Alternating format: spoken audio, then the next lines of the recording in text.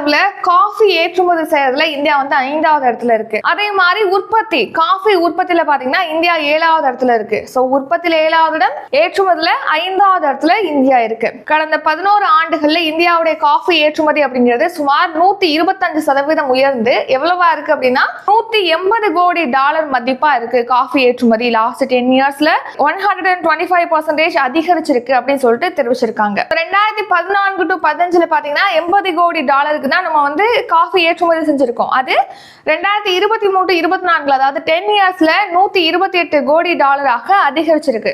So இது 125% அதிகரிச்சிருக்கு last 10 இயர்ஸ்ல அப்படின்னு சொல்லி தெரிவிச்சிருக்காங்க. இந்தியாவில பாத்தீங்கன்னா ஆண்டுக்கு வந்து சுமார் 3.6 லட்சம் டன் காஃபி உற்பத்தி செய்யப்படுது. இந்த காஃபி உற்பத்தி துறையில மறைமுகமாகவோ நேரடியாகவோ 20 லட்சம் பேருக்கு வேலை வாய்ப்பானது தரப்படுகிறது. வேலை வாய்ப்பு இது உருவாக்குது அப்படின்னு சொல்லிட்டு தெரிவிச்சிருக்காங்க.